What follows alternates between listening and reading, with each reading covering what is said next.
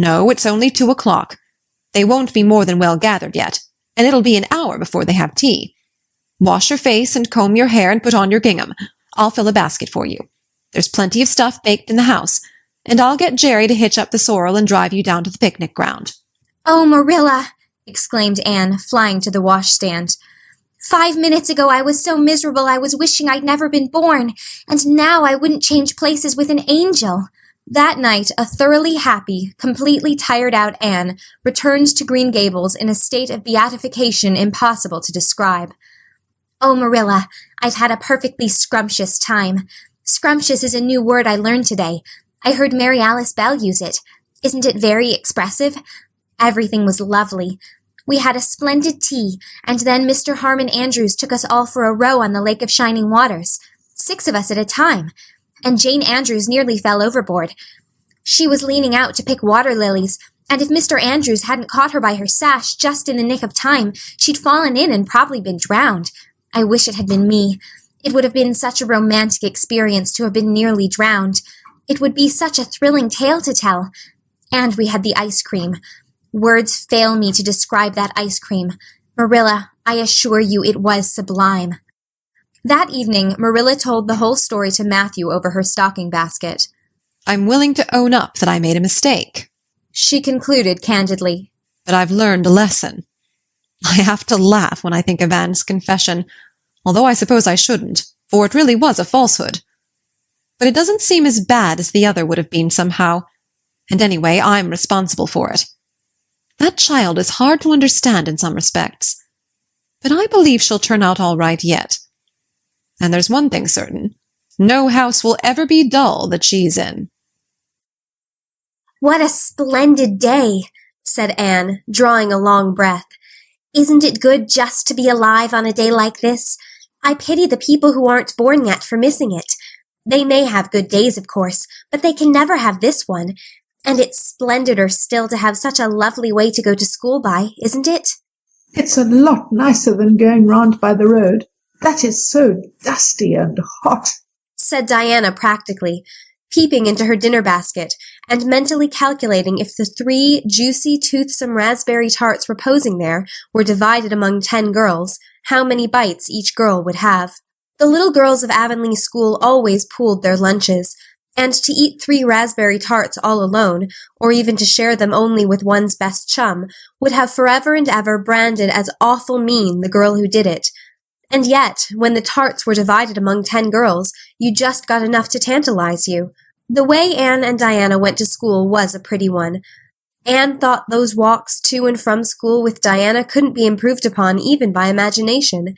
Going around by the main road would have been so unromantic, but to go by Lover's Lane and Willowmere and Violet Vale and the Birch Path was romantic, if ever anything was. Lover's Lane opened out below the orchard at Green Gables, and stretched far up into the woods to the end of the Cuthbert farm. It was the way by which the cows were taken to the back pasture, and the wood hauled home in winter.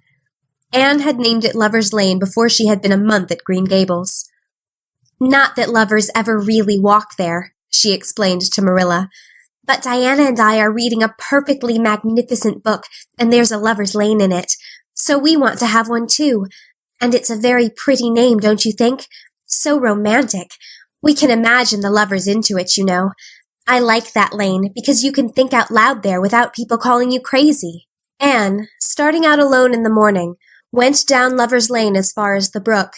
Here Diana met her, and the 2 little girls went on up the lane under the leafy arch of maples. "Maples are such sociable trees," said Anne. "They're always rustling and whispering to you," until they came to a rustic bridge. Then they left the lane and walked through Mr. Barry's back field and past Willowmere. Beyond Willowmere came Violet Vale, a little green dimple in the shadow of Mr. Andrew Bell's big woods. "Of course there are no violets there now," Anne told Marilla, "but Diana says there are millions of them in spring. Oh, Marilla, can't you just imagine you see them? It actually takes away my breath. I named it Violet Vale. Diana says she never saw the beat of me for hitting on fancy names for places. It's nice to be clever at something, isn't it? But Diana named the Birch Path.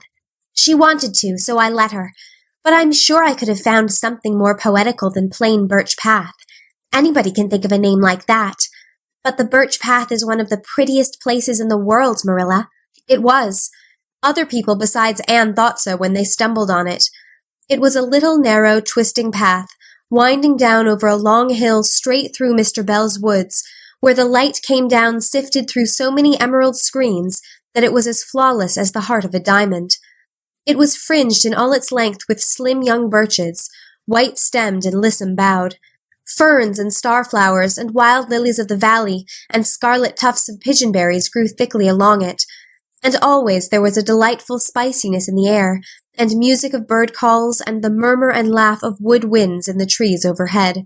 Now and then you might see a rabbit skipping across the road if you were quiet, which, with Anne and Diana, happened about once in a blue moon.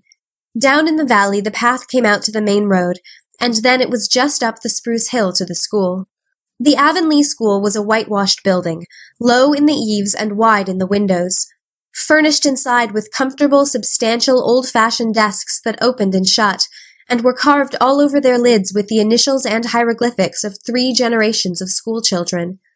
The schoolhouse was set back from the road, and behind it was a dusky fir wood and a brook where all the children put their bottles of milk in the morning to keep cool and sweet until dinner hour. Marilla had seen Anne start off to school on the first day of September with many secret misgivings. Anne was such an odd girl. How would she get on with the other children? And how on earth would she ever manage to hold her tongue during school hours? Things went better than Marilla feared, however. Anne came home that evening in high spirits. "I think I'm going to like school here," she announced. "I don't think much of the master, though. He's all the time curling his mustache and making eyes at Prissy Andrews. Prissy is grown up, you know. She's 16 and she's studying for the entrance examination into Queen's Academy at Charlottetown next year. Tilly Boulter says the master is dead gone on her. She's got a beautiful complexion and curly brown hair, and she does it up so elegantly. She sits in the long seat at the back, and he sits there too most of the time, to explain her lessons, he says. But Ruby Gillis says she saw him writing something on her slate, and when Prissy read it she blushed as red as a beet and giggled, and Ruby Gillis says she doesn't believe it had anything to do with the lesson." "Anne Shirley, don't let me hear you talking about your teacher in that way again," said Marilla sharply. "You don't go to school to criticize the master. I guess he can teach you something, and it's your business to learn. And I want you to understand right off that you are not to come home telling tales about him. That is something I won't encourage. I hope you were a good girl." "Indeed I was," said Anne comfortably. "It wasn't so hard as you might imagine either. I sit with Diana. Our seat is right by the window, and we can look down to the Lake of Shining Waters. There are a lot of nice girls in school, and we had scrumptious fun playing at dinner time. It's so nice to have a lot of little girls to play with. But of course I like Diana best and always will. I adore Diana. I'm dreadfully far behind the others. They're all in the 5th book, and I'm only in the 4th. I feel that it's kind of a disgrace. But there's not one of them has such an imagination as I have, and I soon found that out. We had reading and geography and Canadian history and dictation today. Mr. Phillips said my spelling was disgraceful, and he held up my slate so that everybody could see it all marked over. I felt so mortified, Marilla. He might have been politer to a stranger, I think. Ruby Gillis gave me an apple, and Sophia Sloane lent me a lovely pink card with "May I see you home" on it. I'm to give it back to her tomorrow. And Tilly Boulter let me wear her bead ring all the afternoon. Can I have some of those pearl beads off the old pincushion in the garret to make myself a ring? And oh, Marilla, Jane Andrews told me that Minnie McPherson told her that she heard Prissy Andrews tell Sarah Gillis that I had a very pretty nose. Marilla, that is the first compliment I have ever had in my life, and you can't imagine what a strange feeling it gave me.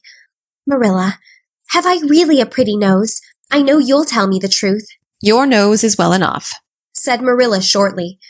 Secretly, she thought Anne's nose was a remarkably pretty one, but she had no intention of telling her so. That was 3 weeks ago, and all had gone smoothly so far. And now, this crisp September morning, Anne and Diana were tripping blithely down the Birch Path, 2 of the happiest little girls in Avonlea. "I guess Gilbert Blythe will be in school today," said Diana. He's been visiting his cousins over in New Brunswick all summer, and he only came home Saturday night. He's awfully handsome, Anne, and he teases the girls something terrible. He just torments our lives out." Diana's voice indicated that she rather liked having her life tormented out than not. "Gilbert Blythe," said Anne. "Isn't it his name that's written up on the porch wall with Julia Bell's and a big take notice over them?" "Yes," said Diana, tossing her head. "but I'm sure he doesn't like Julia Bell so very much. I've heard him say he studied the multiplication table by her freckles." "Oh, don't speak about freckles to me," implored Anne.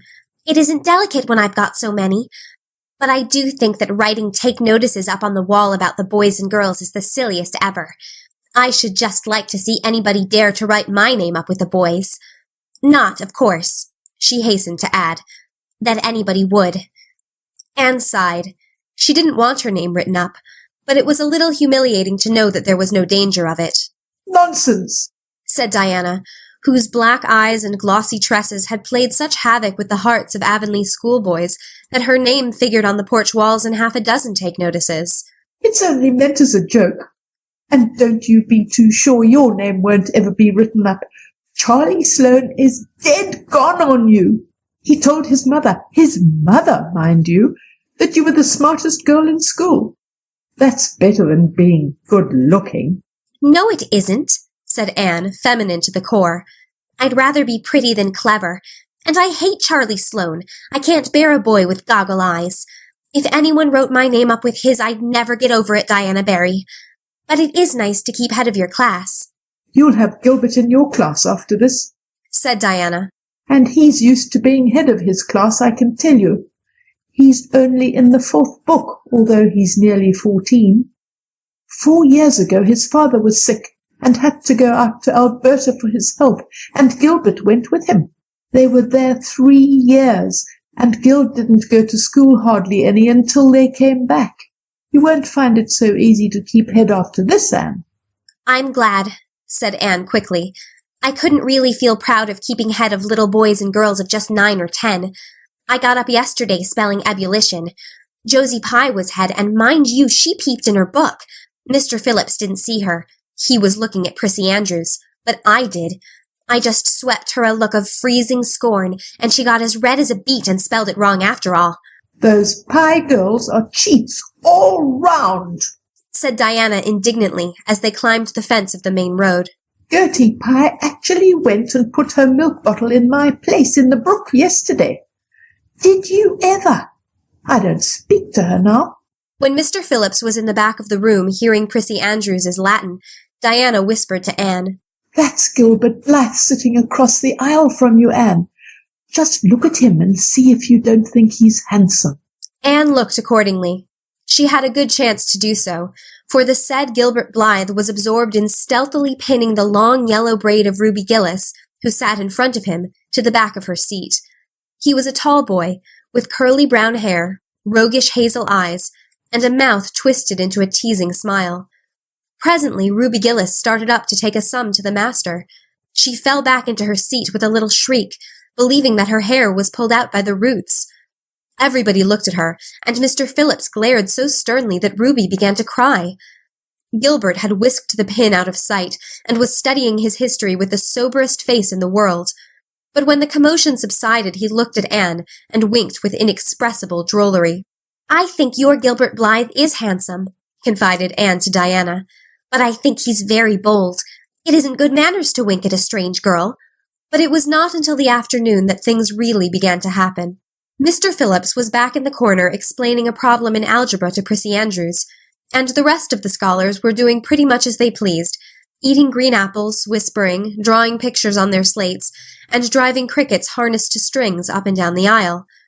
Gilbert Blythe was trying to make Anne Shirley look at him, and failing utterly, because Anne was at that moment totally oblivious not only to the very existence of Gilbert Blythe, but of every other scholar in Avonlea School itself. With her chin propped on her hands, and her eyes fixed on the blue glimpse of the lake of shining waters that the west window afforded, she was far away in a gorgeous dreamland, hearing and seeing nothing save her own wonderful visions. Gilbert Blythe wasn't used to putting himself out to make a girl look at him and meeting with failure. She should look at him, that red-haired Shirley girl with the little pointed chin and the big eyes that weren't like the eyes of any other girl in Avonlea school. Gilbert reached across the aisle, picked up the end of Anne's long red braid, held it out at arm's length, and said in a piercing whisper, "Carrots! Carrots!" Then Anne looked at him with a vengeance. She did more than look. She sprang to her feet, her bright fancies fallen into cureless ruin. She flashed one indignant glance at Gilbert, from eyes whose angry sparkle was swiftly quenched in equally angry tears. "You mean, hateful boy!" she exclaimed passionately. "How dare you!" And then, thwack! Anne had brought her slate down on Gilbert's head and cracked it, slate, not head, clear across. Avonlea School always enjoyed a scene. This was an especially enjoyable one. Everybody said, "Oh," in horrified delight. Diana gasped. Ruby Gillis, who was inclined to be hysterical, began to cry. Tommy Sloane let his team of crickets escape him altogether, while he stared open-mouthed at the tableau. Mr. Phillips stalked down the aisle and laid his hand heavily on Anne's shoulder. "Anne Shirley, what does this mean?" he said angrily. Anne returned no answer. It was asking too much of flesh and blood to expect her to tell before the whole school that she had been called carrots. Gilbert it was who spoke up stoutly. "It was my fault, Mr. Phillips. I teased her." Mr. Phillips paid no heed to Gilbert. "I am sorry to see a pupil of mine displaying such a temper and such a vindictive spirit," he said in a solemn tone, as if the mere fact of being a pupil of his ought to root out all evil passions from the hearts of small, imperfect mortals. "Anne, go and stand on the platform in front of the blackboard for the rest of the afternoon." Anne would have infinitely preferred a whipping to this punishment, under which her sensitive spirit quivered as from a whiplash. With a white, set face she obeyed. Mr. Phillips took a chalk crayon and wrote on the blackboard above her head, "Anne Shirley has a very bad temper. Anne Shirley must learn to control her temper," and then read it out loud, so that even the primer class, who couldn't read writing, should understand it. Anne stood there the rest of the afternoon with that legend above her. She did not cry or hang her head. Anger was still too hot in her heart for that, and it sustained her amid all her agony of humiliation. With resentful eyes and passion-red cheeks, she confronted alike Diana's sympathetic gaze and Charlie Sloane's indignant nods and Josie Pye's malicious smiles. As for Gilbert Blythe, she would not even look at him. She would never look at him again. She would never speak to him. When school was dismissed, Anne marched out with her red head held high. Gilbert Blythe tried to intercept her at the porch door. "I'm awfully sorry I made fun of your hair, Anne," he whispered contritely. "Honest I am. Don't be mad for keeps now." Anne swept by disdainfully without look or sign of hearing. "Oh, how could you, Anne?" breathed Diana as they went down the road, half reproachfully, half admiringly. Diana felt that she could never have resisted Gilbert's plea. "I shall never forgive Gilbert Blythe," said Anne firmly. "And Mr. Phillips spelled my name without an E, too. The iron has entered into my soul, Diana." Diana hadn't the least idea what Anne meant, but she understood it was something terrible. "You mustn't mind Gilbert making fun of your hair," she said soothingly. "Why, he makes fun of all the girls. He laughs at mine because it's so black. He's called me a crow 12 times, and I never heard him apologize for anything before either." "There's a great deal of difference between being called a crow and being called carrots," said Anne with dignity. "Gilbert Blythe has hurt my feelings excruciatingly, Diana. It is possible the matter might have blown over without more excruciation if nothing else had happened. But when things begin to happen, they are apt to keep on. Avonlea scholars often spent a noon hour picking gum in Mr. Bell's spruce grove over the hill and across his big pasture field. From there they could keep an eye on Eben Wright's house, where the master boarded. When they saw Mr. Phillips emerging therefrom, they ran for the schoolhouse. But the distance being about 3 times longer than Mr. Wright's lane, they were very apt to arrive there, breathless and gasping, some 3 minutes too late. On the following day, Mr. Phillips was seized with one of his spasmodic fits of reform, and announced before going home to dinner that he should expect to find all the scholars in their seats when he returned. Anyone who came in late would be punished. All the boys and some of the girls went to Mr. Bell's spruce grove as usual, fully intending to stay only long enough to pick a chew. But spruce groves are seductive, and yellow nuts of gum beguiling. They picked and loitered and strayed, and as usual the first thing that recalled them to a sense of the flight of time was Jimmy Glover shouting from the top of a patriarchal old spruce, "Master's coming!" The girls, who were on the ground, started first and managed to reach the schoolhouse in time, but without a second to spare. The boys, who had to wriggle hastily down from the trees, were later, and Anne, who had not been picking gum at all, but was wandering happily in the far end of the grove, waist-deep among the bracken, singing softly to herself, with a wreath of rice lilies on her hair as if she were some wild divinity of the shadowy places, was latest of all. Anne could run like a deer, however. Run she did, with the impish result that she overtook the boys at the door, and was swept into the schoolhouse among them just as Mr. Phillips was in the act of hanging up his hat. Mr. Phillips's brief reforming energy was over. He didn't want the bother of punishing a dozen pupils, but it was necessary to do something to save his word, so he looked about for a scapegoat and found it in Anne, who had dropped into her seat, gasping for breath, with a forgotten lily wreath hanging askew over one ear, and giving her a particularly rakish and dishevelled appearance. "Anne Shirley, since you seem to be so fond of the boys' company, we shall indulge your taste for it this afternoon," he said sarcastically. "Take those flowers out of your hair and sit with Gilbert Blythe." The other boys snickered. Diana, turning pale with pity, plucked the wreath from Anne's hair and squeezed her hand. Anne stared at the master as if turned to stone. "Did you hear what I said, Anne?"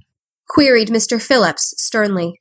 "Yes, sir," said Anne slowly, "but I didn't suppose you really meant it." "I assure you I did." Still with the sarcastic inflection which all the children, and Anne especially, hated, it flicked on the raw. "Obey me at once." For a moment Anne looked as if she meant to disobey. Then, realizing that there was no help for it, she rose haughtily, stepped across the aisle, sat down beside Gilbert Blythe, and buried her face in her arms on the desk. Ruby Gillis, who got a glimpse of it as it went down, told the others going home from school that she'd actually never seen anything like it. It was so white, with awful little red spots in it. To Anne this was as the end of all things. It was bad enough to be singled out for punishment from among a dozen equally guilty ones. It was worse still to be sent to sit with a boy, but that boy should be Gilbert Blythe was heaping insult on injury to a degree utterly unbearable. Anne felt that she could not bear it, and it would be of no use to try. Her whole being seethed with shame and anger and humiliation. At first the other scholars looked and whispered and giggled and nudged, but as Anne never lifted her head, and as Gilbert worked fractions as if his whole soul was absorbed in them and them only, they soon returned to their own tasks, and Anne was forgotten. When Mr. Phillips called the history class out, Anne should have gone, but Anne did not move, and Mr. Phillips, who had been writing some verses to Priscilla before he called the class, was thinking about an obstinate rhyme still and never missed her. Once, when nobody was looking, Gilbert took from his desk a little pink candy heart with a gold motto on it, "You are sweet," and slipped it under the curve of Anne's arm. Whereupon Anne arose, took the pink heart gingerly between the tips of her fingers, dropped it on the floor, ground it to powder beneath her heel, and resumed her position without deigning to bestow a glance on Gilbert. When school went out, Anne marched to her desk, ostentatiously took out everything therein, books and writing tablet, pen and ink, testament and arithmetic, and piled them neatly on her cracked slate. "What are you taking all those things home for, Anne?"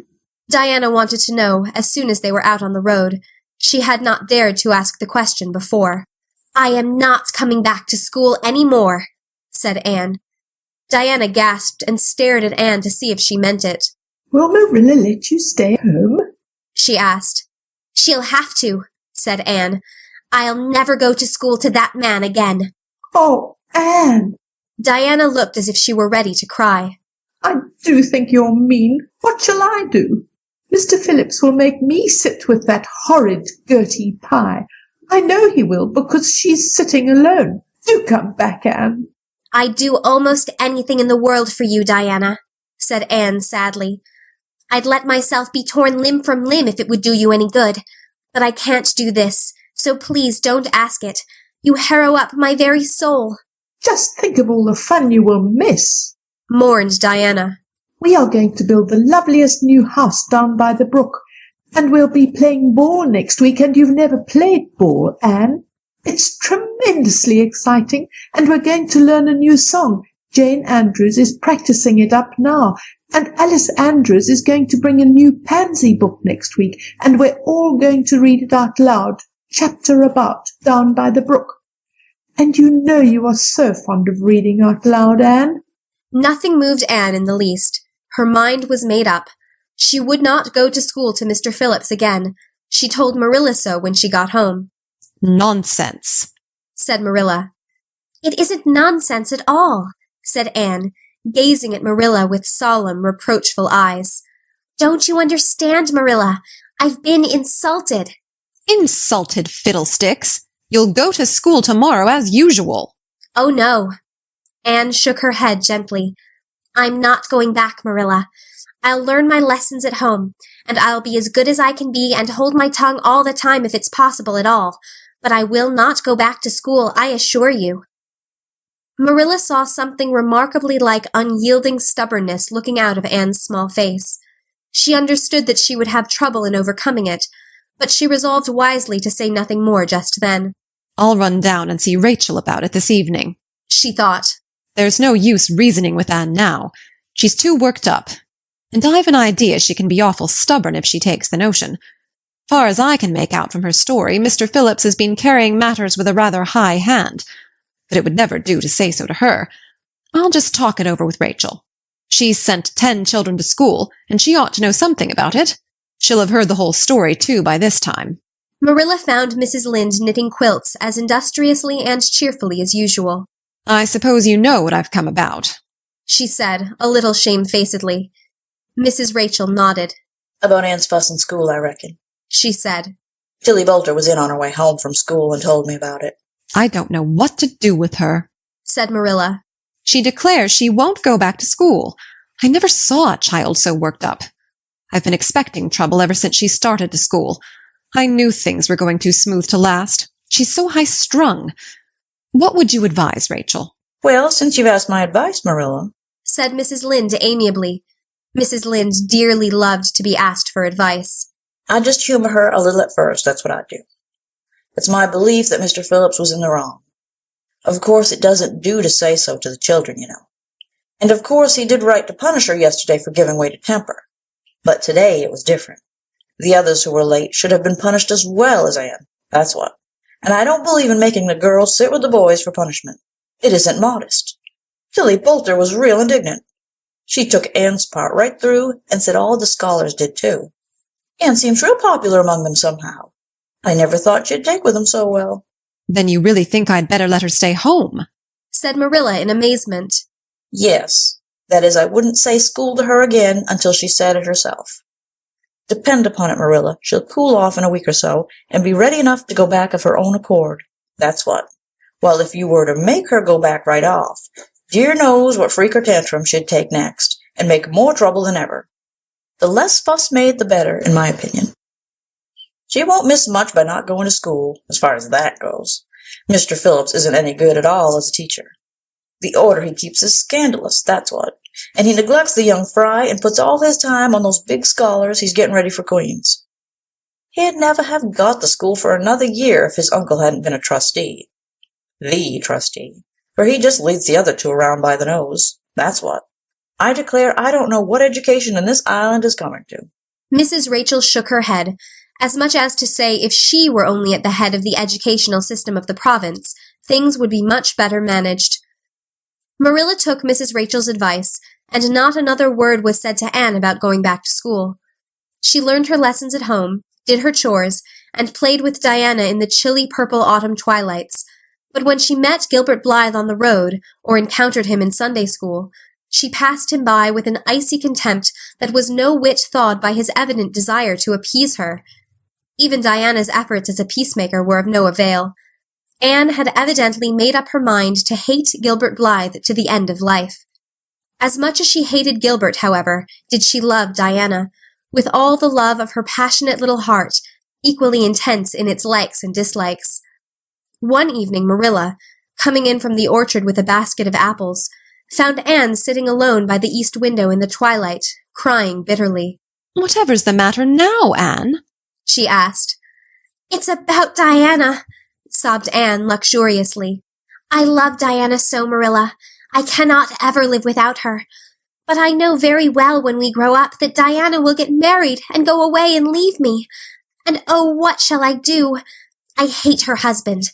I just hate him furiously. I've been imagining it all out, the wedding and everything. Diana dressed in snowy garments with a veil and looking as beautiful and regal as a queen. And me, the bridesmaid, with a lovely dress too and puffed sleeves, but with a breaking heart hid beneath my smiling face. And then bidding Diana goodbye." Here Anne broke down entirely and wept with increasing bitterness. Marilla turned quickly away to hide her twitching face, but it was no use.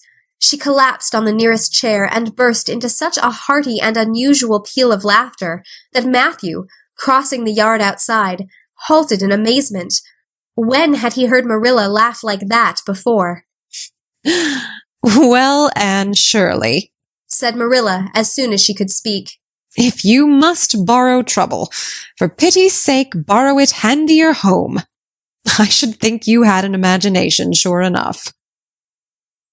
October was a beautiful month at Green Gables, when the birches in the hollow turned as golden as sunshine, and the maples behind the orchard were royal crimson, and the wild cherry trees along the lane put on the loveliest shades of dark red and bronzy green, while the fields sunned themselves in aftermaths. Anne reveled in the world of color about her. "Oh, Marilla," she exclaimed one Saturday morning, coming dancing in with her arms full of gorgeous boughs. "I'm so glad I live in a world where there are Octobers. It would be terrible if we just skipped from September to November, wouldn't it? Look at these maple branches. Don't they give you a thrill? Several thrills. I'm going to decorate my room with them." "Messy things," said Marilla, whose aesthetic sense was not noticeably developed. "You clutter up your room entirely too much with out-of-doors stuff, Anne. Bedrooms were made to sleep in." "Oh, and dream in too, Marilla. And you know one can dream so much better in a room where there are pretty things. I'm going to put these boughs in the old blue jug and set them on my table." "Mind you don't drop leaves all over the stairs, then. I'm going on a meeting of the Aid Society at Carmody this afternoon, Anne, and I won't likely be home before dark. You'll have to get Matthew and Jerry their supper, so mind you don't forget to put the tea to draw until you sit down at the table as you did last time." "It was dreadful of me to forget," said Anne apologetically. "But that was the afternoon I was trying to think of a name for Violet Vale, and it crowded other things out. Matthew was so good.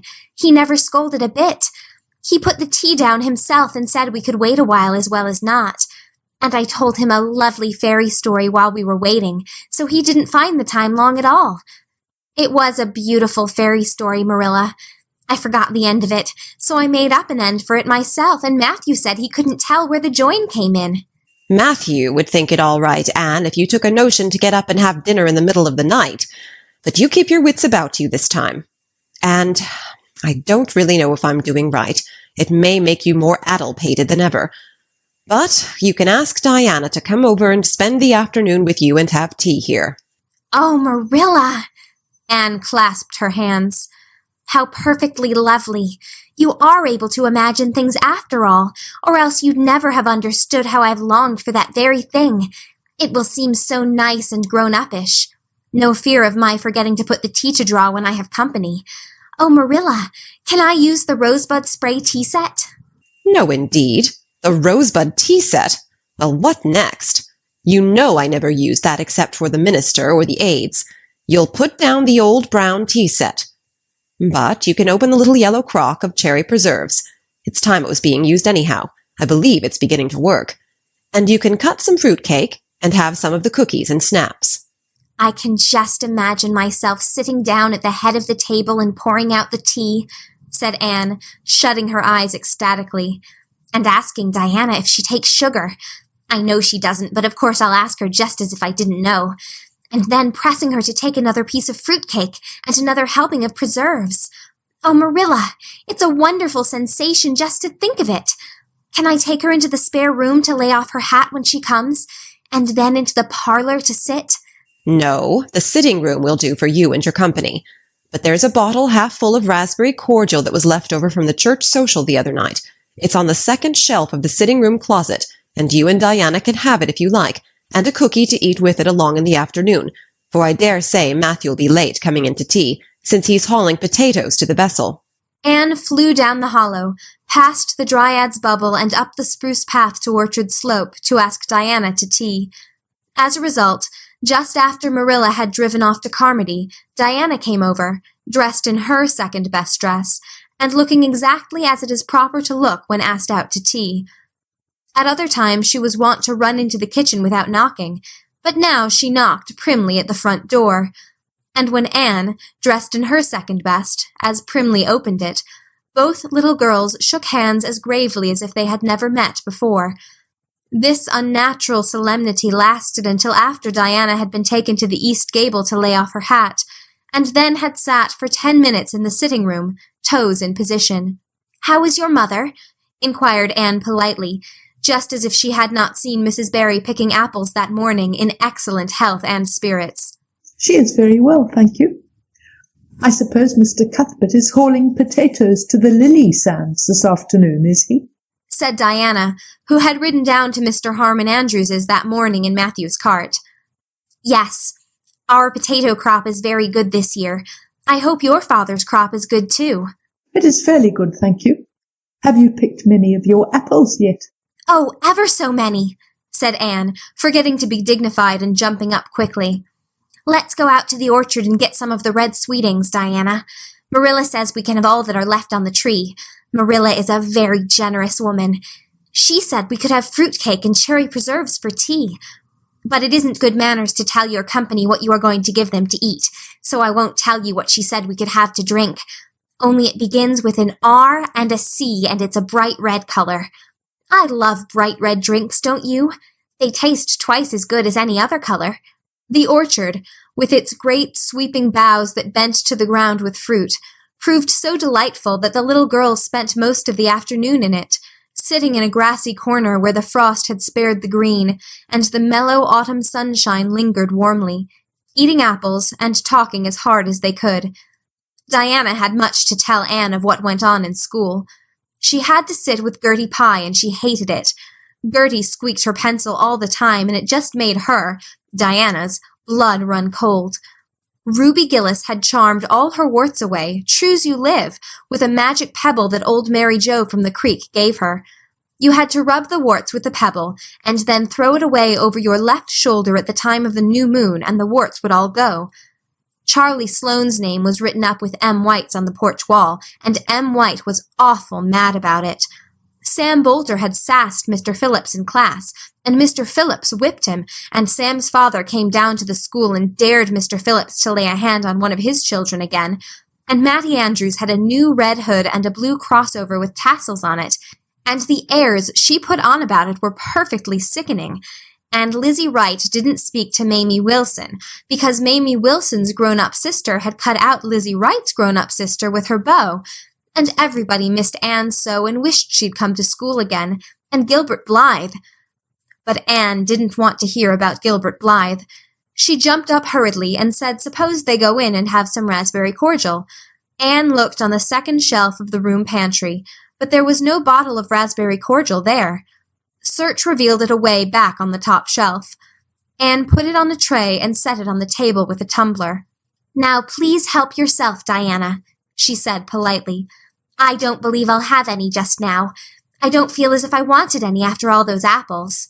Diana poured herself out a tumblerful, looked at its bright red hue admiringly, and then sipped it daintily. "That's awfully nice raspberry cordial, Anne," she said. "I didn't know raspberry cordial was so nice." "I'm real glad you like it. Take as much as you want. I'm going to run out and stir the fire up. There are so many responsibilities on a person's mind when they're keeping house, isn't there?" When Anne came back from the kitchen, Diana was drinking her second glassful of cordial, and, being entreated thereto by Anne, she offered no particular objection to the drinking of a third. The tumblerfuls were generous ones, and the raspberry cordial was certainly very nice. "The nicest I ever drank," said Diana. "It's ever so much nicer than Mrs. Lynde's, although she brags of hers so much. It doesn't taste a bit like hers."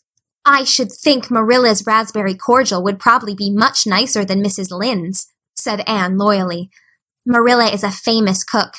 She is trying to teach me to cook, but I assure you, Diana, it is uphill work. There's so little scope for imagination in cookery. You just have to go by rules. The last time I made a cake, I forgot to put the flour in. I was thinking the loveliest story about you and me, Diana. I thought you were desperately ill with smallpox and everybody deserted you, but I went boldly to your bedside and nursed you back to life. And then I took the smallpox and died, and I was buried under those poplar trees in the graveyard, and you planted a rose bush by my grave and watered it with your tears. And you never forgot the friend of your youth who sacrificed her life for you. Oh, it was such a pathetic tale, Diana. The tears just rained down over my cheeks while I mixed the cake. But I forgot the flour, and the cake was a dismal failure. Flour is so essential to cakes, you know. Marilla was very cross, and I don't wonder. I'm a great trial to her. She was terribly mortified about the pudding sauce last week. We had a plum pudding for dinner on Tuesday, and there was half the pudding and a pitcherful of sauce left over. Marilla said there was enough for another dinner, and told me to set it on the pantry shelf and cover it. I meant to cover it just as much as could be, Diana, but when I carried it in, I was imagining I was a nun. Of course, I'm a Protestant, but I imagined I was a Catholic, taking the veil to bury a broken heart in cloistered seclusion, and I forgot all about covering the pudding sauce. I thought of it next morning and ran to the pantry. Diana, fancy if you can my extreme horror at finding a mouse drowned in that pudding sauce. I lifted the mouse out with a spoon and threw it out in the yard, and then I washed the spoon in 3 waters. Marilla was out milking, and I fully intended to ask her when she came in if I'd give the sauce to the pigs. But when she did come in, I was imagining that I was a frost fairy, going through the woods, turning the trees red and yellow, whichever they wanted to be. So I never thought about the pudding sauce again, and Marilla sent me out to pick apples. Well, Mr. and Mrs. Chester Ross from Spencerville came here that morning. You know they are very stylish people, especially Mrs. Chester Ross. When Marilla called me in, dinner was all ready and everybody was at the table. I tried to be as polite and dignified as I could be, for I wanted Mrs. Chester Ross to think I was a ladylike little girl, even if I wasn't pretty. Everything went right, until I saw Marilla coming in with the plum pudding in one hand and the pitcher of pudding sauce warmed up in the other. Diana, that was a terrible moment. I remembered everything, and I just stood up in my place and shrieked out, "Marilla, you mustn't use that pudding sauce. There was a mouse drowned in it. I forgot to tell you before." Oh, Diana, I shall never forget that awful moment if I live to be 100. Mrs. Chester Ross just looked at me, and I thought I would sink through the floor with mortification. She is such a perfect housekeeper, and fancy what she must have thought of us. Marilla turned as red as fire, but she never said a word. Then she just carried that sauce and pudding out and brought in some strawberry preserves. She even offered me some, but I couldn't swallow a mouthful. It was like heaping coals of fire on my head. After Mrs. Chester Ross went away, Marilla gave me a dreadful scolding. "Why, Diana, what is the matter?" Diana had stood up very unsteadily. Then she sat down again, putting her hands to her head. I'm awful sick," she said, a little thickly. I must go right home." "Oh, you mustn't dream of going home without your tea," cried Anne in distress. "I'll get it right off. I'll go and put the tea down this very minute." "I must go home," repeated Diana, stupidly but determinedly. "Let me get you a lunch anyhow," implored Anne. Let me give you a bit of fruit cake and some of the cherry preserves. Lie down on the sofa for a little while and you'll be better. Where do you feel bad? I must go home, said Diana, and that was all she would say. In vain Anne pleaded. I never heard of company going home without tea, she mourned. Oh, Diana, do you suppose that it's possible you're really taking the smallpox? If you are, I'll go and nurse you. You can depend on that. I'll never forsake you. But I do wish you'd stay till after tea. Where do you feel bad? I'm awful dizzy, said Diana. And indeed she walked very dizzily. Anne, with tears of disappointment in her eyes, got Diana's hat and went with her as far as the Barry Yard fence. Then she wept all the way back to Green Gables, where she sorrowfully put the remainder of the raspberry cordial back in the pantry and got tea ready for Matthew and Jerry, with all the zest gone out of the performance. The next day was Sunday, and as the rain poured down in torrents from dawn till dusk, Anne did not stir abroad from Green Gables. Monday afternoon, Marilla sent her down to Mrs. Lynde's on an errand. In a very short space of time, Anne came flying back up the lane with tears rolling down her cheeks. Into the kitchen she dashed and flung herself face downward on the sofa in an agony. Whatever has gone wrong now, Anne? Queried Marilla in doubt and dismay. I do hope you haven't gone and been saucy to Mrs. Lynde again. No answer from Anne save more tears and stormier sobs. Anne Shirley, when I ask you a question, I want to be answered. Sit right up this very minute and tell me what you are crying about. Anne sat up, tragedy personified. Mrs. Lynde was up to see Mrs. Barry today, and Mrs. Barry was in an awful state, she wailed. She says that I set Diana drunk Saturday and sent her home in a disgraceful condition. And she says that I must be a thoroughly bad, wicked little girl, and she's never going to let Diana play with me again. Oh, Marilla, I'm just overcome with woe. Marilla stared in blank amazement. Set Diana drunk? She said when she found her voice. Anne, are you or Mrs. Barry crazy? What on earth did you give her? Not a thing but raspberry cordial, sobbed Anne. I never thought raspberry cordial would set people drunk, Marilla. Not even if they drank 3 big tumblerfuls as Diana did.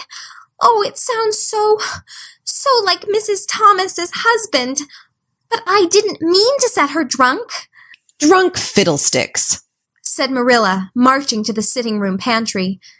There on the shelf was a bottle which she at once recognized as one containing some of her 3-year-old homemade currant wine, for which she was celebrated in Avonlea, although certain of the stricter sort, Mrs. Barry among them, disapproved strongly of it. And at the same time Marilla recollected that she had put the bottle of raspberry cordial down in the cellar, instead of in the pantry as she had told Anne. She went back to the kitchen with the wine bottle in her hand. Her face was twitching in spite of herself. Anne, you certainly have a genius for getting into trouble. You went and gave Diana currant wine instead of raspberry cordial. Didn't you know the difference yourself? I never tasted it, said Anne. I thought it was the cordial. I meant to be so hospitable. Diana got awfully sick and had to go home. Mrs. Barry told Mrs. Lynde she was simply dead drunk. She just laughed silly-like when her mother asked her what was the matter, and went to sleep and slept for hours. Her mother smelled her breath and knew she was drunk. She had a fearful headache all day yesterday. Mrs. Barry is so indignant. She will never believe but what I did it on purpose. I should think she would better punish Diana for being so greedy as to drink 3 glassfuls of anything, said Marilla shortly. Why, 3 of those big glasses would have made her sick, even if it had only been cordial. Well, this story will be a nice handle for those folks who were so down on me for making currant wine, although I haven't made any for 3 years, ever since I found out that the minister didn't approve. I just kept that bottle for sickness.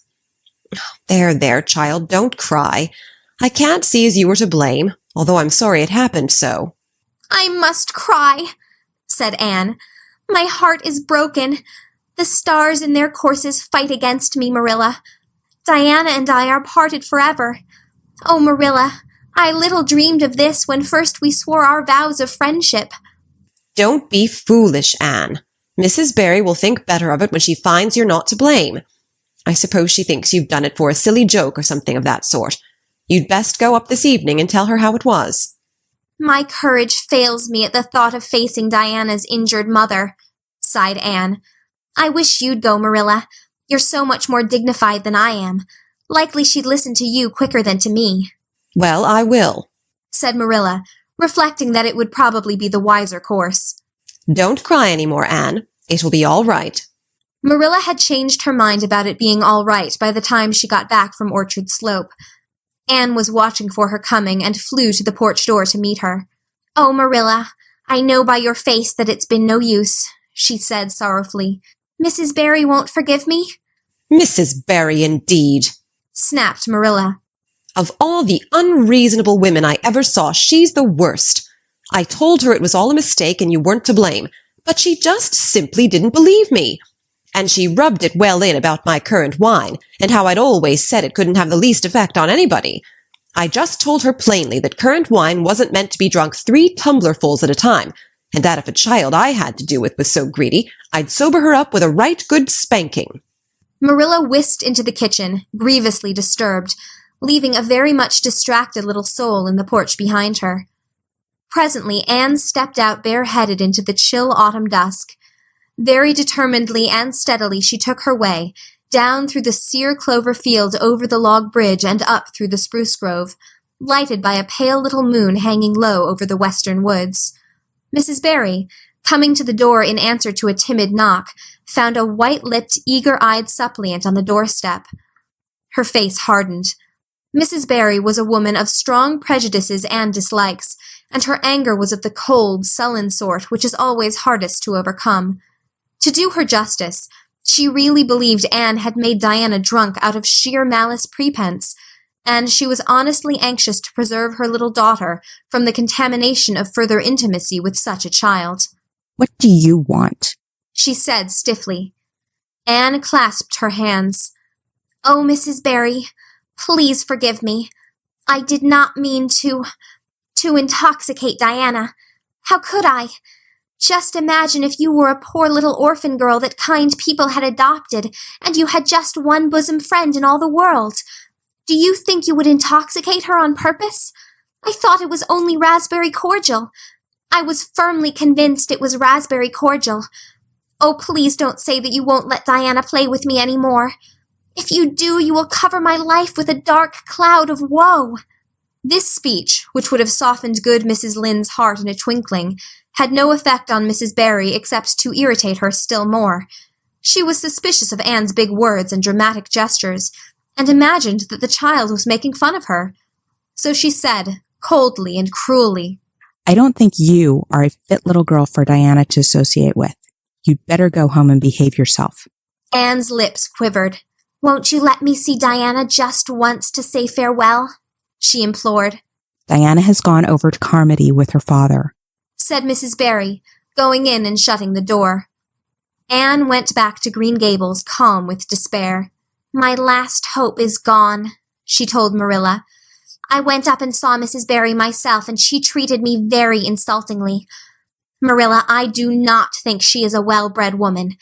There is nothing more to do except to pray, and I haven't much hope that that'll do much good, because, Marilla, I do not believe that God himself can do very much with such an obstinate person as Mrs. Barry."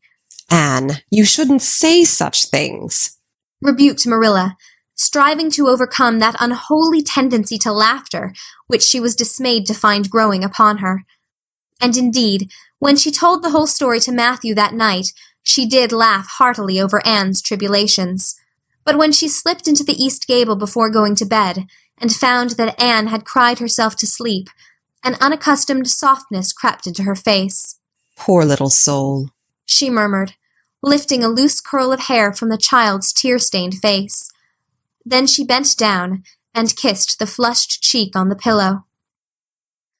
The next afternoon, Anne, bending over her patchwork at the kitchen window, happened to glance out and beheld Diana down by the Dryad's bubble beckoning mysteriously. In a trice, Anne was out of the house and flying down to the hollow, astonishment and hope struggling in her expressive eyes. But the hope faded when she saw Diana's dejected countenance. "Your mother hasn't relented," she gasped. Diana shook her head mournfully. No. And oh, Anne, she says I'm never to play with you again. I've cried, and I told her it wasn't your fault, but it wasn't any use. I had ever such a time coaxing her to let me come down and say goodbye to you. She said I was only to stay 10 minutes, and she's timing me by the clock. 10 minutes isn't very long to say an eternal farewell in, said Anne tearfully. Oh, Diana, will you promise faithfully never to forget me, the friend of your youth, no matter what dearer friends may caress thee? Indeed I will, sobbed Diana. And I'll never have another bosom friend. I don't want to have. I couldn't love anybody as I love you. Oh, Diana, cried Anne, clasping her hands. Do you love me? Why, of course I do. Didn't you know that? No. Anne drew a long breath. I thought you liked me, of course, but I never hoped you loved me. Why, Diana, I didn't think anybody could love me. Nobody ever has loved me since I can remember. Oh, this is wonderful. It's a ray of light which will forever shine on the darkness of a path severed from thee, Diana. Oh, just say it once again. I love you devotedly, Anne, said Diana staunchly. And I always will. You may be sure of that. And I will always love thee, Diana, said Anne, solemnly extending her hand. In the years to come thy memory will shine like a star over my lonely life, as that last story we read together says. Diana, wilt thou give me a lock of thy jet-black tresses in parting to treasure forevermore? Have you got anything to cut it with? Queried Diana, wiping away the tears which Anne's affecting accents had caused to flow afresh, and returning to practicalities. Yes, I've got my patchwork scissors in my apron pocket, fortunately, said Anne. She solemnly clipped one of Diana's curls. Fare thee well, my beloved friend. Henceforth we must be as strangers, though living side by side, but my heart will ever be faithful to thee. Anne stood and watched Diana out of sight, mournfully waving her hand to the latter whenever she turned to look back.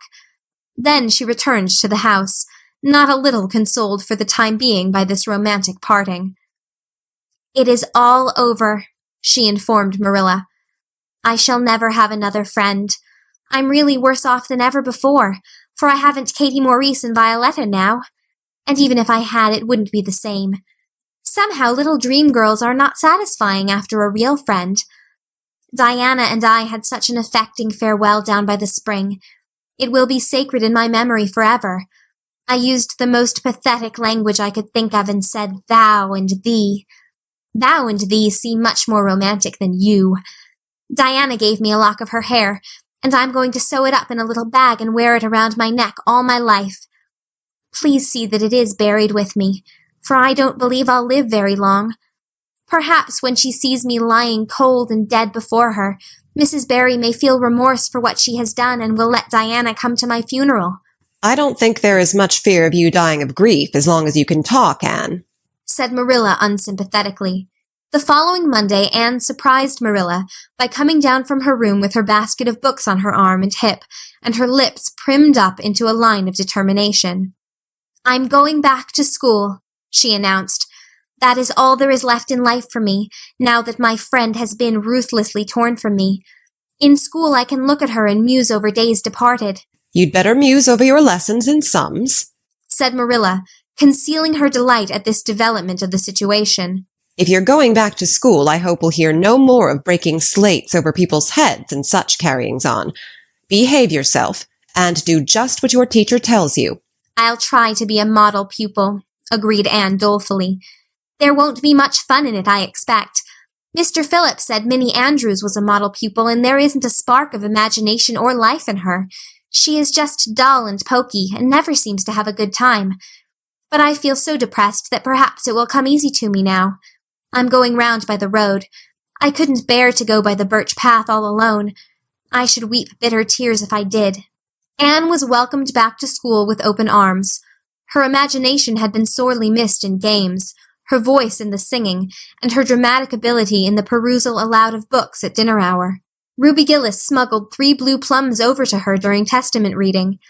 Ella May Macpherson gave her an enormous yellow pansy cut from the covers of a floral catalogue, a species of desk decoration much prized in Avonlea school.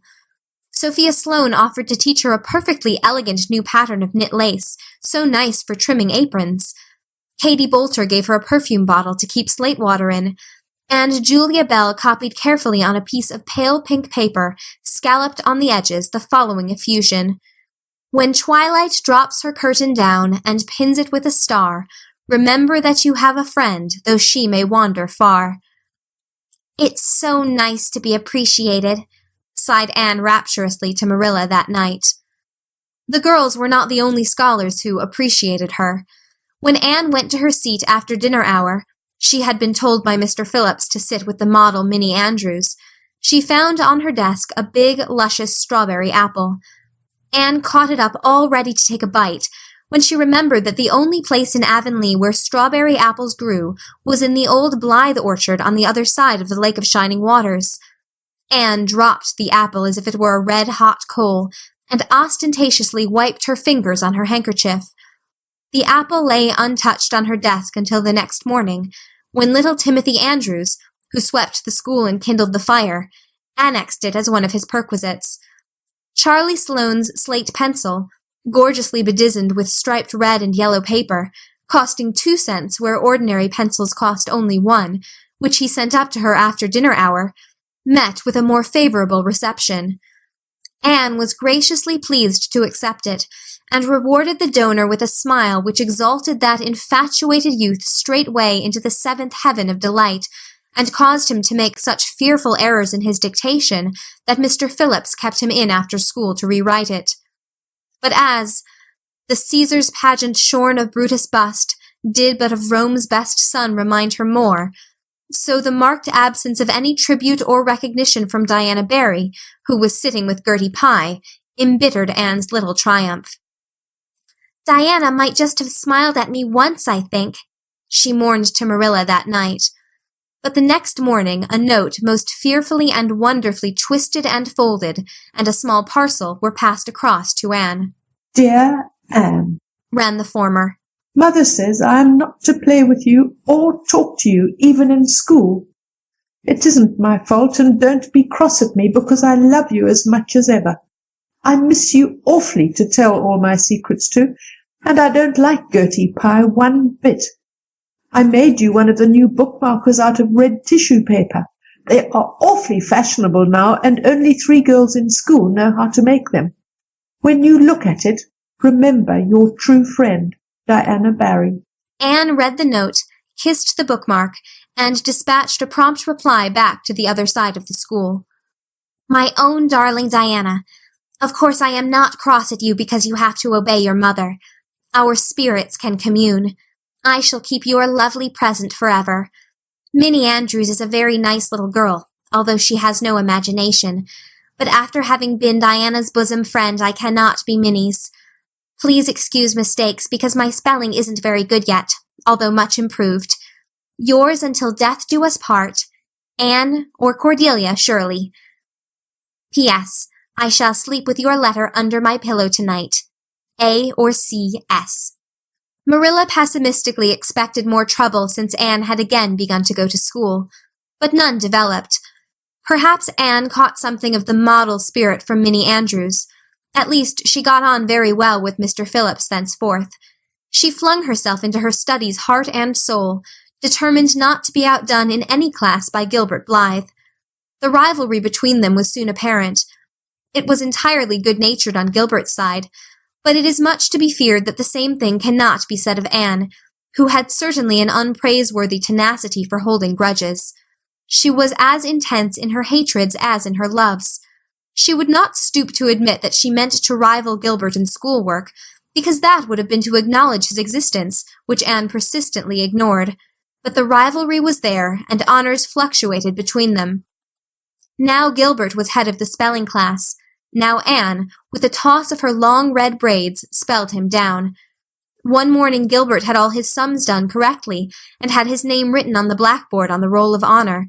The next morning Anne, having wrestled wildly with decimals the entire evening before, would be first. One awful day they were ties and their names were written up together. It was almost as bad as a take notice, and Anne's mortification was as evident as Gilbert's satisfaction. When the written examinations at the end of each month were held, the suspense was terrible.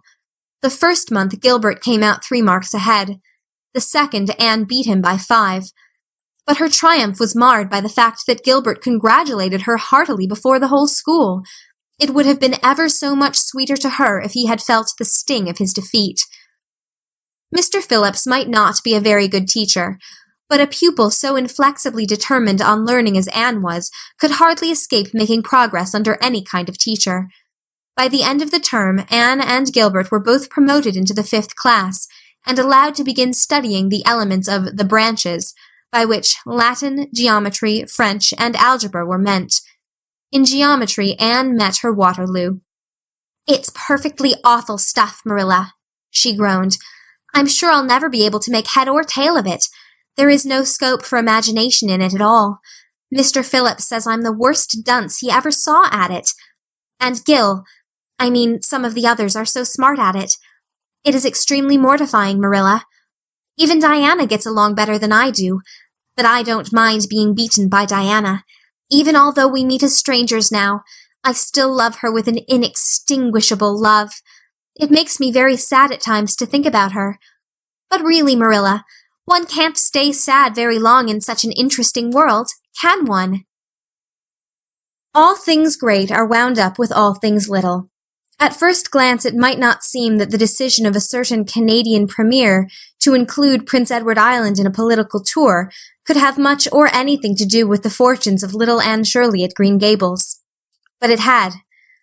It was in January the premier came, to address his loyal supporters and such of his non-supporters as chose to be present at the monster mass meeting held in Charlottetown.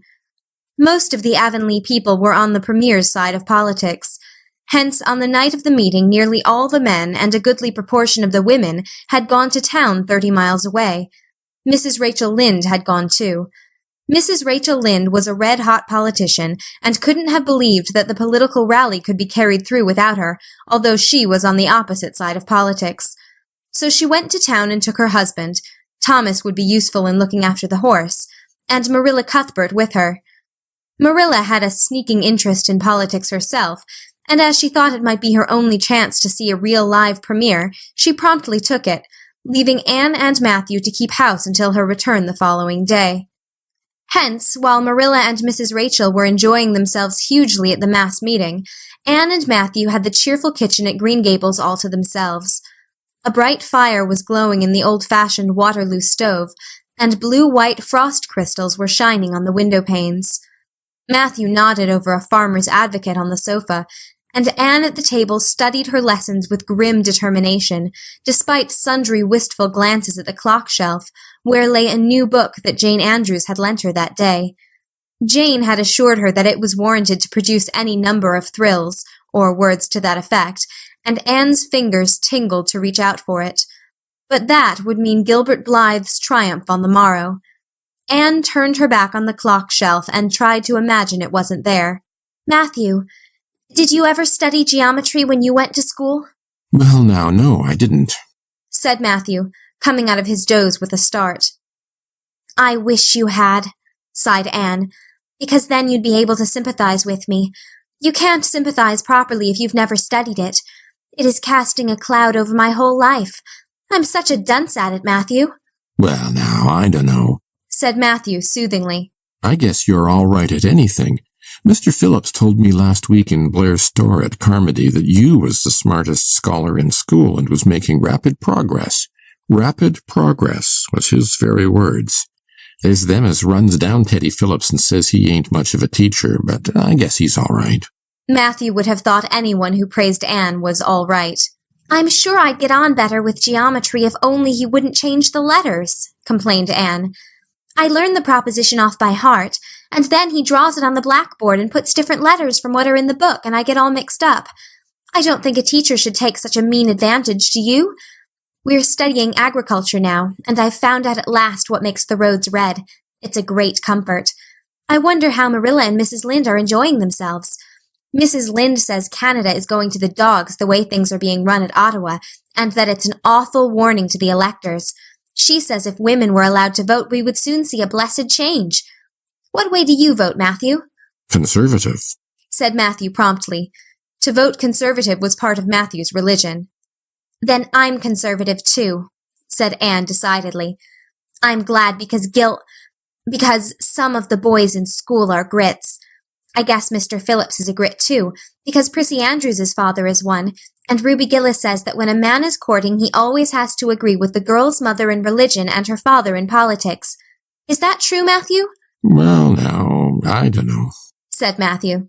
Did you ever go courting, Matthew? Well, now, no, I don't know as I ever did, said Matthew, who had certainly never thought of such a thing in his whole existence. Anne reflected with her chin in her hands. It must be rather interesting, don't you think, Matthew? Ruby Gillis says when she grows up she's going to have ever so many bows on the string and have them all crazy about her, but I think that would be too exciting. I'd rather have just one in his right mind. But Ruby Gillis knows a great deal about such matters because she has so many big sisters. And Mrs. Lynde says the Gillis girls have gone off like hotcakes. Mr. Phillips goes up to see Prissy Andrews nearly every evening. He says it is to help her with her lessons, but Miranda Sloane is studying for Queen's too, and I should think she needed help a lot more than Prissy because she's ever so much stupider, but he never goes to help her in the evenings at all. There are a great many things in this world that I can't understand very well, Matthew. Well, now, I don't know as I comprehend them all myself, acknowledged Matthew. Well, I suppose I must finish up my lessons. I won't allow myself to open that new book Jane lent me until I'm through. But it's a terrible temptation, Matthew. Even when I turn my back on it, I can see it there just as plain. Jane said she cried herself sick over it. I love a book that makes me cry. But I think I'll carry that book into the sitting room and lock it in the jam closet and give you the key. And you must not give it to me, Matthew, until my lessons are done, not even if I implore you on my bended knees. It's all very well to say resist temptation, but it's ever so much easier to resist it if you can't get the key. And then shall I run down the cellar and get some russets, Matthew? Wouldn't you like some russets? Well, now, I don't know but what I would, said Matthew, who never ate russets but knew Anne's weakness for them. Just as Anne emerged triumphantly from the cellar with her plateful of russets, came the sound of flying footsteps on the icy board walk outside, and the next moment the kitchen door was flung open, and in rushed Diana Barry, white-faced and breathless, with a shawl wrapped hastily around her head. Anne promptly let go of her candle and plate in her surprise, and plate, candle, and apples crashed together down the cellar ladder, and were found at the bottom embedded in melted grease the next day by Marilla, who gathered them up and thanked mercy the house hadn't been set on fire. "Whatever is the matter, Diana?" cried Anne. "Has your mother relented at last?" "Oh, Anne, do come quick," implored Diana nervously. "Minnie May is awful sick. She's got croup. Young Mary Jo says, and Father and Mother are away to town, and there's nobody to go for the doctor. Minnie May is awful bad, and young Mary Jo doesn't know what to do. And, oh, Anne, I'm so scared." Matthew, without a word, reached out for cap and coat, slipped past Diana, and away into the darkness of the yard. "He's gone to harness the sorrel mare to go to Carmody for the doctor," said Anne, who was hurrying on hood and jacket. "I know it as well as if he'd said so. Matthew and I are such kindred spirits I can read his thoughts without words at all." "I don't believe he'll find the doctor at Carmody," sobbed Diana. "I know that Dr. Blair went to town, and I guess Dr. Spencer would go too. Young Mary Jo never saw anybody with croup, and Mrs. Lynde is away. Oh, Anne!" "Don't cry, Di," said Anne cheerily. "I know exactly what to do for croup. You forget that Mrs. Hammond had twins 3 times. When you look after 3 pairs of twins, you naturally get a lot of experience. They all had croup regularly. Just wait till I get the ipecac bottle. You mayn't have any at your house. Come on now." The 2 little girls hastened out hand in hand and hurried through Lover's Lane and across the crusted field beyond, for the snow was too deep to go by the shorter wood way. Anne, although sincerely sorry for Minnie May, was far from being insensible to the romance of the situation, and to the sweetness of once more sharing that romance with a kindred spirit. The night was clear and frosty, all ebony of shadow and silver of snowy slope. Big stars were shining over the silent fields. Here and there the dark-pointed firs stood up with snow powdering their branches and the wind whistling through them. Anne thought it was truly delightful to go skimming through all this mystery and loveliness with your bosom friend, who had been so long estranged. Minnie May, aged 3, was really very sick. She lay on the kitchen sofa, feverish and restless, while her hoarse breathing could be heard all over the house. Young Mary Jo, a buxom, broad-faced French girl from the Creek, whom Mrs. Barry had engaged to stay with the children during her absence, was helpless and bewildered, quite incapable of thinking what to do, or doing it if she thought of it. Anne went to work with skill and promptness. "Minnie May has croup all right. She's pretty bad, but I've seen them worse. First, we must have lots of hot water. I declare, Diana, there isn't more than a cupful in the kettle. There, I've filled it up, and Mary Jo, you may put some wood in the stove. I don't want to hurt your feelings, but it seems to me you might have thought of this before if you'd any imagination. Now I'll undress Minnie May and put her to bed, and you try to find some soft flannel cloths, Diana. I'm going to give her a dose of ipecac first of all." Minnie May did not take kindly to the ipecac, but Anne had not brought up 3 pairs of twins for nothing. Down that ipecac went, not only once, but many times during the long, anxious night when the 2 little girls worked patiently over the suffering Minnie May, and young Mary Jo, honestly anxious to do all she could, kept up a roaring fire and heated more water than would have been needed for a hospital of croupy babies. It was 3 o'clock when Matthew came with a doctor, for he had been obliged to go all the way to Spencervale for one, but the pressing need for assistance was past.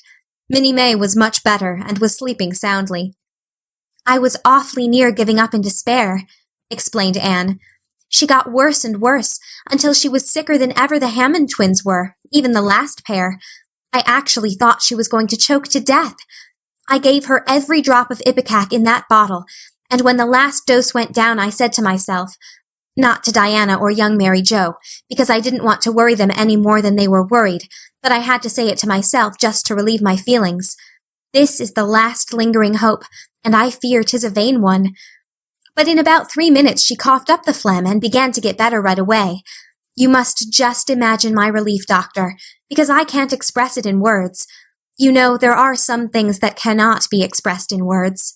"Yes, I know," nodded the doctor. He looked at Anne as if he were thinking some things about her that couldn't be expressed in words. Later on, however, he expressed them to Mr. and Mrs. Barry. "That little red-headed girl they have over at Cuthbert's is as smart as they make 'em.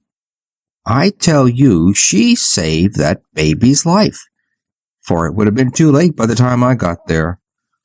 She seems to have a skill and presence of mind perfectly wonderful in a child of her age.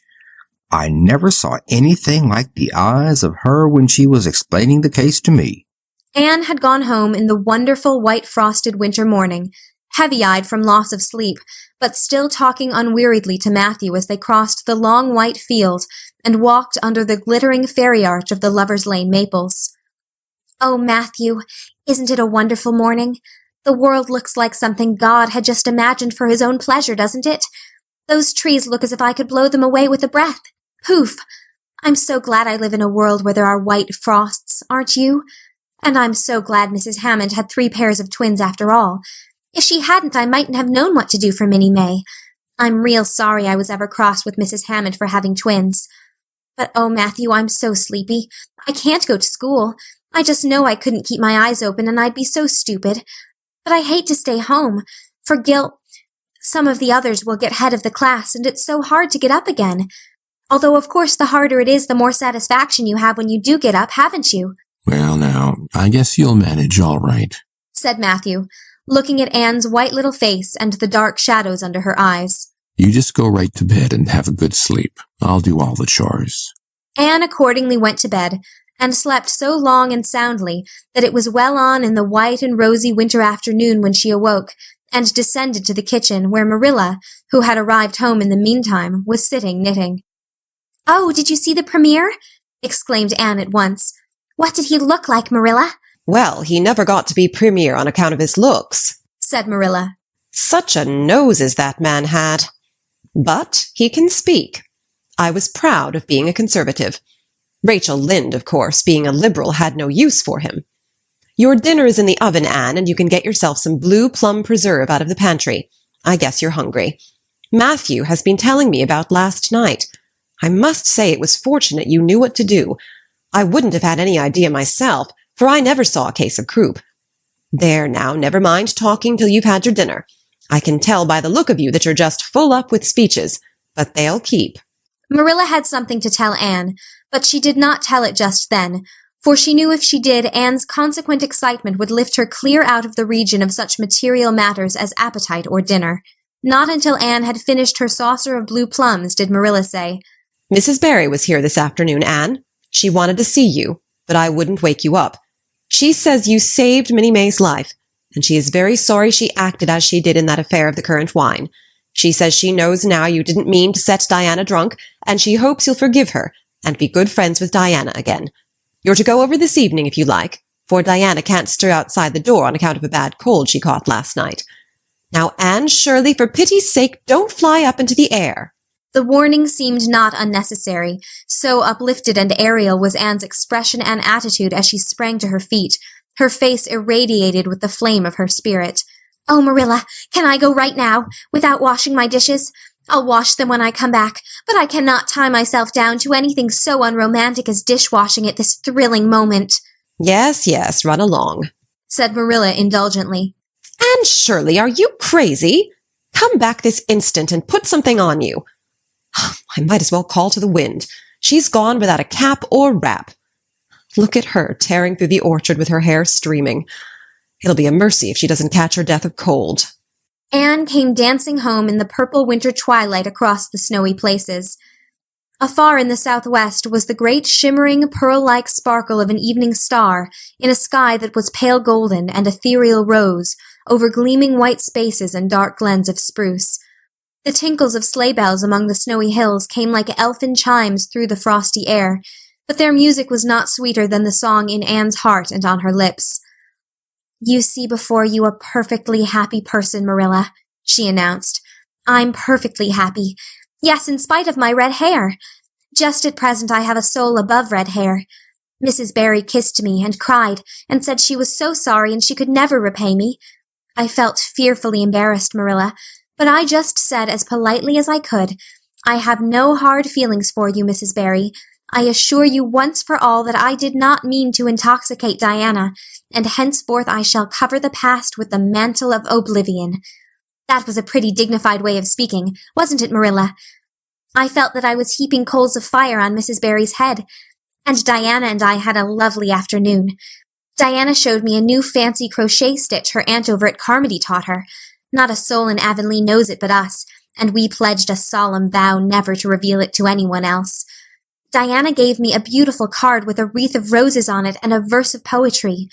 'If you love me as I love you, nothing but death can part us two.' And that is true, Marilla. We're going to ask Mr. Phillips to let us sit together in school again, and Gertie Pye can go with Minnie Andrews. We had an elegant tea. Mrs. Barry had the very best china set out, Marilla, just as if I was real company.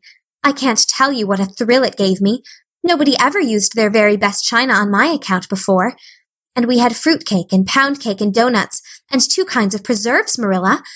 And Mrs. Barry asked me if I took tea, and said, 'Pa, why don't you pass the biscuits to Anne?'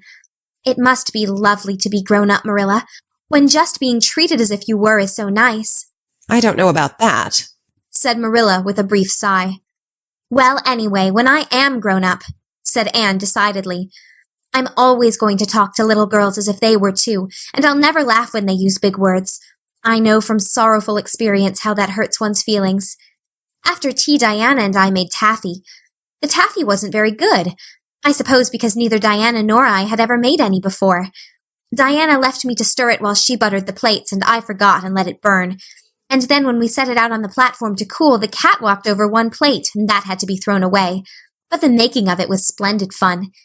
Then when I came home, Mrs. Barry asked me to come over as often as I could, and Diana stood at the window and threw kisses to me all the way down Lover's Lane. I assure you, Marilla, that I feel like praying tonight, and I'm going to think out a special brand new prayer in honor of the occasion."